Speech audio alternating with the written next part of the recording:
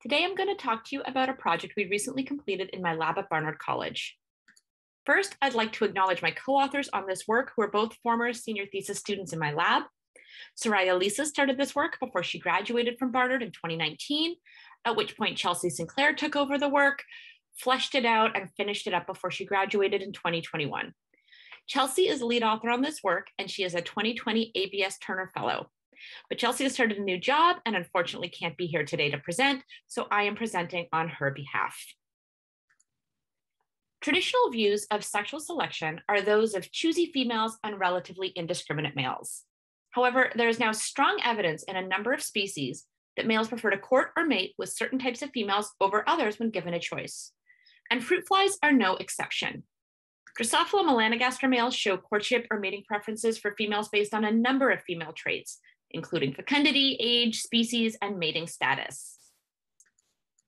Interestingly, many of these preferences are not static over a male's lifetime, and instead are modified by the male's previous sexual experience, such that males might have different courtship preferences depending on the types of females that they've previously mated with or previously been rejected by. So let's go back to this table of male preferences.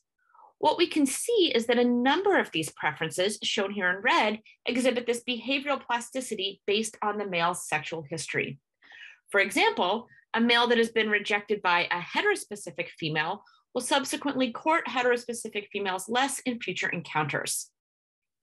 If we look at these studies, a few general trends emerge. Specifically, males tend to increase their courtship towards types of females that they've previously mated with, and decrease their courtship towards types of females that have previously rejected them.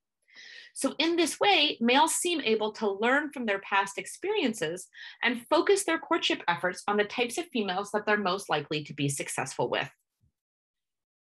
There's an additional male preference that's very well documented that I'm particularly interested in, and that's the male preference based on female body size. When presented with females of different sizes, Drosophila melanogaster males tend to court or mate with the larger female compared to the smaller female. This is a preference that we see in many insect species, where it is likely adaptive, because female fecundity is often positively associated with female body size. So a male that mates with a larger, higher fecundity female could potentially father more offspring than a male that mates with a smaller, lower fecundity female. Despite these potential fitness implications and the fact that the male preference for large females is so widespread in insects, little is known about how this preference develops and whether it is modified by the male's previous sexual experience, as we see for other male courtship preferences. So that was the focus of our study. We investigated whether the male's previous sexual experience affects the strength of male mate choice for large females. So when we're testing male mate choice based on female body size, we need to be able to reliably alter female body size. And we did this using previously published methods that manipulate larval density. Specifically, we created large females by placing 50 eggs into a vial containing 10 milliliters of food. And we created small females by placing 100 eggs into a vial containing 1 milliliter of food. We then collected the large and small females that are closed from these vials as virgins and used them for our male mate choice trials. To measure male mate choice, we placed a single male into a vial containing 1 large female and 1 small female. These males are going to be taken from a variety of different sexual experience treatments that I'll introduce in a couple slides. But we let these flies interact for 30 minutes, during which time we observed them and collected minute-by-minute courtship data, including whether or not the male was courting, and if so, which female he was directing the courtship towards. We then used these data to calculate our metric of male mate choice.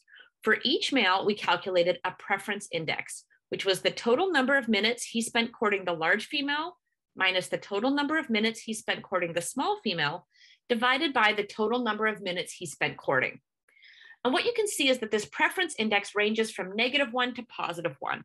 A preference index of 0 indicates that the male spent the same amount of time courting the large female as he did the small female, and he had no courtship preference between them. A positive preference index indicates that the male spent more time courting the large female, whereas a negative preference index indicates that the male spent more time courting the small female.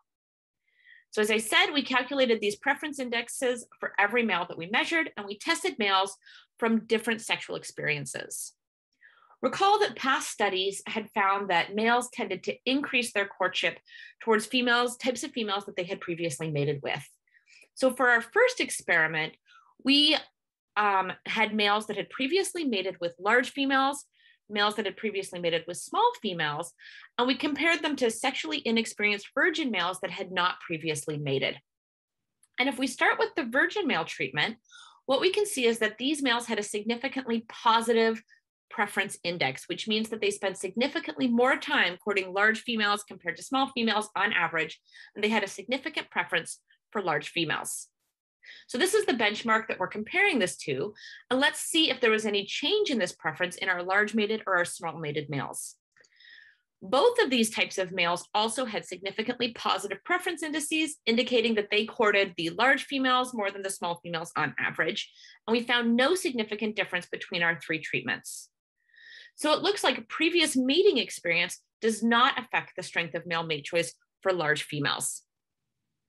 So our next experiment tested a second type of sexual experience, and that was the rejection experience. Remember that past studies have found that males tend to reduce their courtship towards types of females that have rejected them previously. So for this study, we had males that had been rejected by a large female, males that had been rejected by a small female, and we again compared them to our sexually inexperienced virgin male treatment. When we start with the virgin males, we again see that they had a significantly positive preference index, and they courted the large females more than the small females. When we looked for an effect of rejection on this preference, we did not find it. The large rejected and the small rejected males also preferred to court the large female more than the small female, and there was no significant difference between these treatments. So being rejected by either a large or small female did not affect the strength of male mate choice for large females. So what have we learned in this study? I think there are two main conclusions that we can take. The first is that sexually inexperienced virgin males had a robust innate preference for larger females. So this indicates that this preference does not require exposure to females or any kind of sexual experience. The second thing we found was that the strength of this preference is unaffected by previous experience mating with or being rejected by large or small females. So what we can conclude is that male mate choice for larger females does not show the same behavioral plasticity associated with the male's sexual experience that we see for other male preferences. And it's possible that the consistency of this preference reflects the adaptive nature of mating with a large female compared to a small female.